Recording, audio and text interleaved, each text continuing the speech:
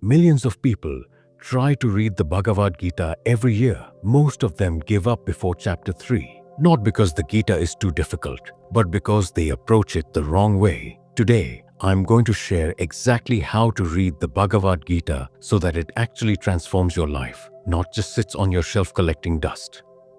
Here's what most people do. They buy a copy, open chapter 1, start reading, and immediately feel lost. Names they can't pronounce, references they don't understand, concepts that seem abstract. Within a few days, the book is closed. The bookmark stays on page 12 forever. The problem is not your intelligence. The problem is that nobody taught you how to approach this text. The Bhagavad Gita is not a novel. You can't speed through it. It's not a rule book either. You can't just memorize verses and be done. It's a conversation, and to understand a conversation, you need to first understand who is talking, why they're talking, and what problem they're trying to solve. Before you read a single verse, understand the setting. 2 massive armies are standing on a battlefield. A war is about to begin. And right in the middle, the greatest warrior, Arjuna, suddenly drops his bow and refuses to fight. Why? Because on the other side are his own cousins, his teachers, his grandfather. He's supposed to kill the people he grew up with. Arjuna breaks down. He's confused. He doesn't know what's right anymore. And that's when Krishna speaks. This context matters because the Gita is not random philosophy. Every teaching Krishna gives is an answer to Arjuna's real crisis. When you remember this, the verses stop feeling abstract. They become solutions to human problems. The same problems you face: confusion, fear, doubt, not knowing what's right. Arjuna is you. His battlefield is your life. And Krishna's words are meant for your ears. Now here's how to actually read it. First, choose the right translation. The Gita was written in Sanskrit. You'll be reading a translation. Pick one with commentary that explains the meaning. Translations by Eknatheswaran, Swami Mukundananda, or the Bhaktivedanta version are excellent for beginners. I've added the recommended editions in the description below. You can purchase them from there so you choose the right version and don't get confused by inaccurate translations. Second, read slowly.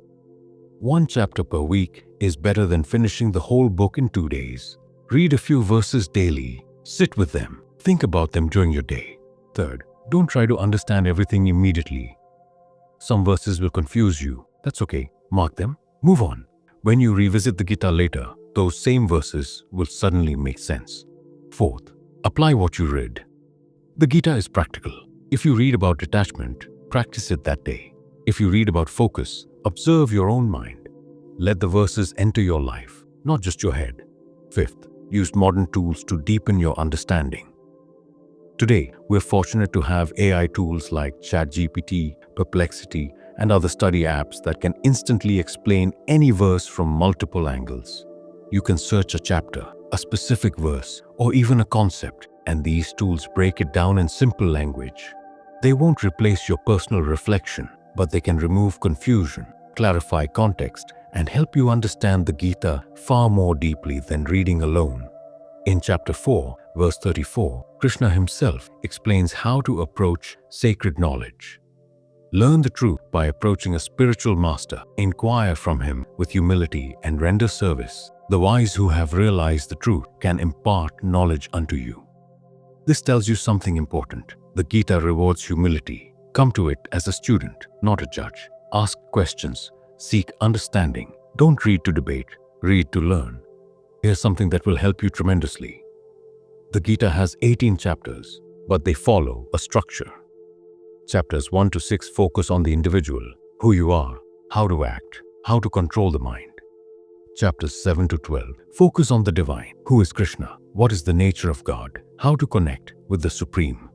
Chapters 13 to 18 focus on wisdom, the deep knowledge of nature, consciousness, and liberation.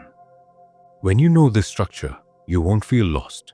You'll understand why the teaching is moving in a certain direction. The Bhagavad Gita has changed millions of lives across thousands of years. Scientists have read it. Warriors have read it. Monks, leaders, artists, ordinary people, all have found something life-changing in these verses. The same wisdom is waiting for you. Don't rush. Don't overthink. Just begin. Read one verse today. Reflect on it. And tomorrow, read another. The Gita doesn't demand perfection. It only asks for sincerity.